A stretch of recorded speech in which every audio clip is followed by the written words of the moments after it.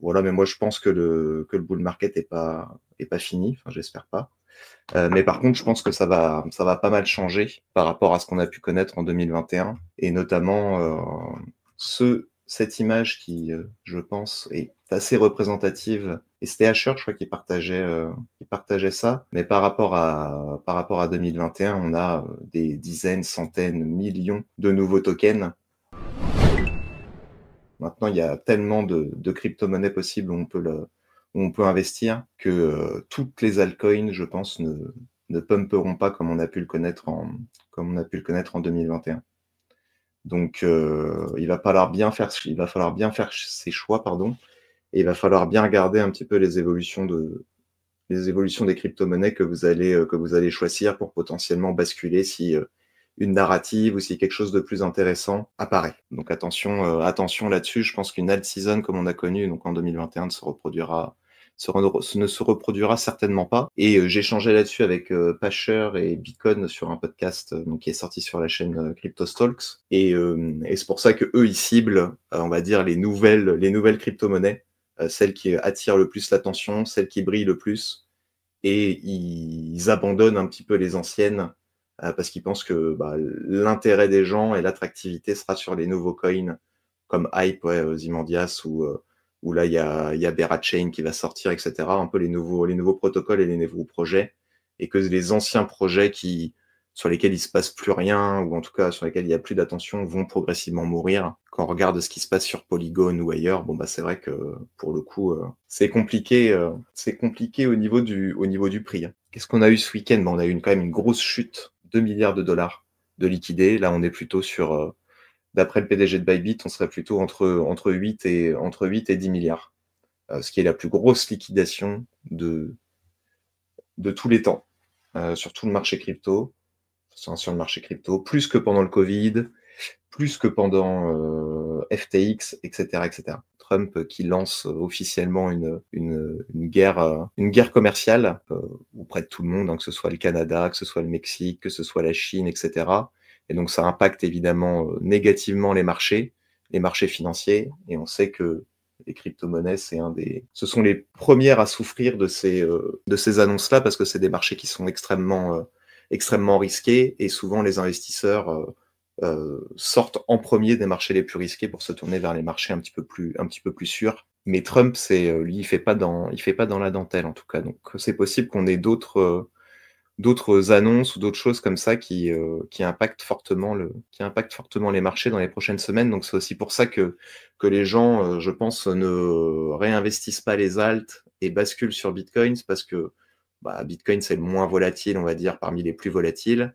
Et en attendant que un petit peu ces guerres commerciales et ces annonces-là se règlent, préfèrent ne pas prendre trop de risques et ne pas aller sur les alts au risque de se faire éclater. Et il y a Red Explorateur qui avait fait qui avait mis quelques extraits de son livre, du livre de Donald Trump, qui expliquait un petit peu quelle était sa stratégie, qui est de partir avec des exigences extrêmement élevées pour arriver ensuite à un compromis. Et donc, il dit des choses qui sont totalement irréalistes et extrêmement haut pour arriver à quelque chose d'un peu plus logique. Et donc, il négocie extrêmement agressivement, et donc c'est pour ça que l'impact sur les marchés se fait ressentir immédiatement.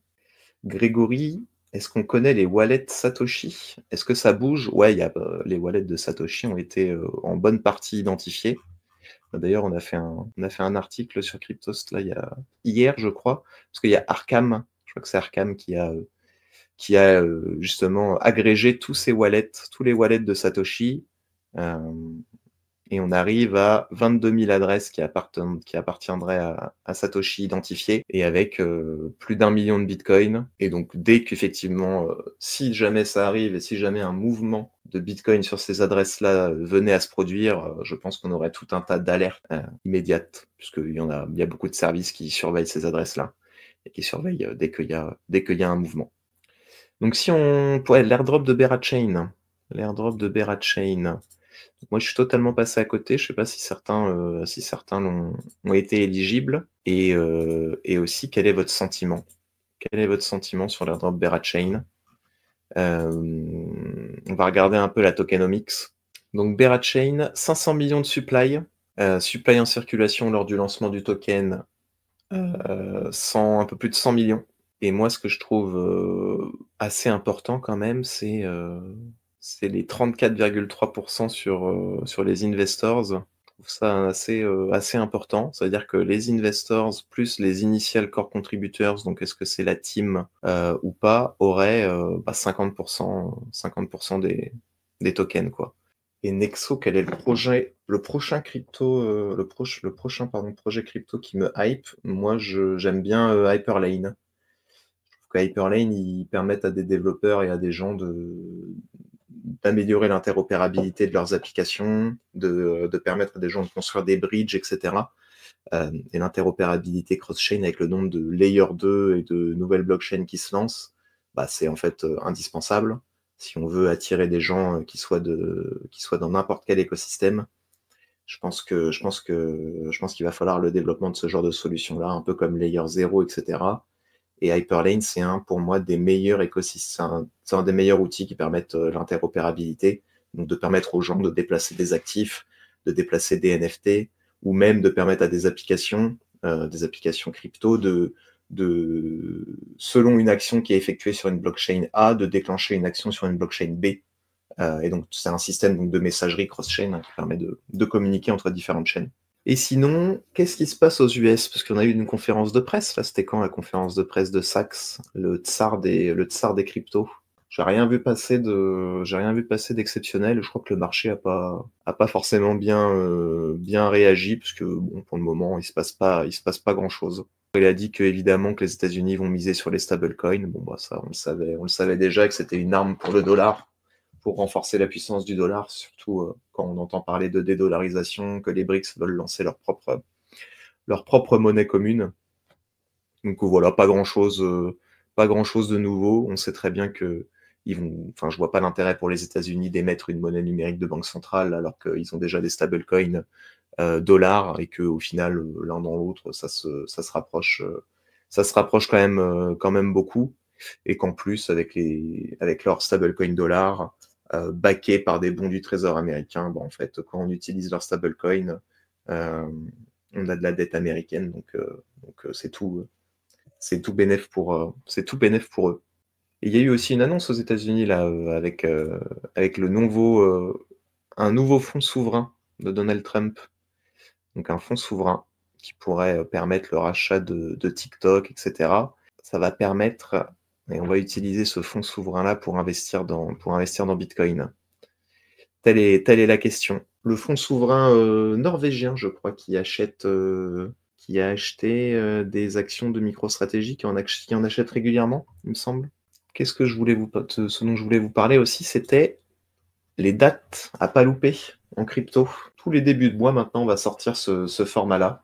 Voilà, je vais vous faire les principales, hein. Il y a pas mal de résultats financiers ce mois-ci. Google, MicroStrategy, etc. Je crois que Google, les résultats financiers ont été assez proches des estimations, mais je crois que l'action en bourse a dévissé au moment des publications. Je crois que c'est leurs revenus sur le cloud qui ont baissé, donc ça a impacté leur cours en bourse. Mais comme on voit que le Bitcoin et le crypto sont de plus en plus liés aux actions traditionnelles, c'est intéressant de suivre quand même ce qui se passe un peu dans la finance tradi pour ajuster ses plans en fonction des performances. Évidemment, il y a MicroStrategy qui a publié ses résultats financiers, hier. En même temps, ils ont annoncé leur rebranding dans Stratégie. Et donc là, c'est vraiment une boîte, ils passent full Bitcoin, hein, même si c'était déjà le cas avant. Là, on va dire, ça devient officiel. La plus grande société de trésorerie Bitcoin au monde. Donc Marius le dit depuis un moment, mais potentiellement Stratégie voudrait devenir une banque Bitcoin et se fournir des services autour de Bitcoin. De toute façon, on voit bien quand on regarde, donc là ils ont partagé leurs résultats et les chiffres de leur 4e trimestre. Et oui, Nexo, ils n'ont pas acheté du Bitcoin la semaine dernière.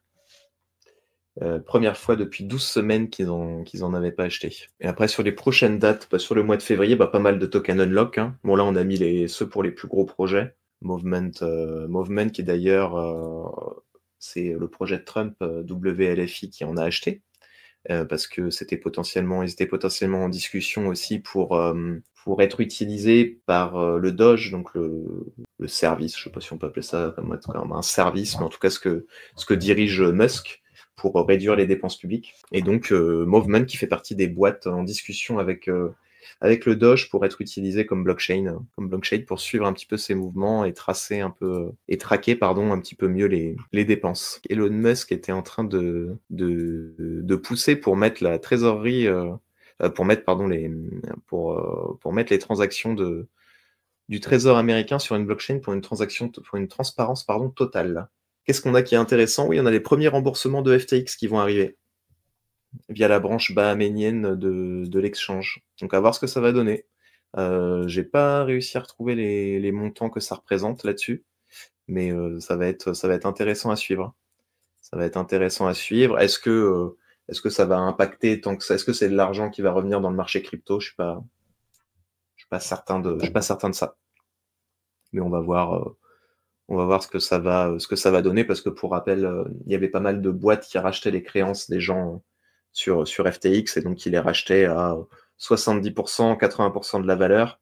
Et maintenant, on a appris que en fait, les créanciers allaient être remboursés à entre 119 et 140%, je crois, de la valeur. Donc, ils auront fait un beau multiple de presque x2 pour certains.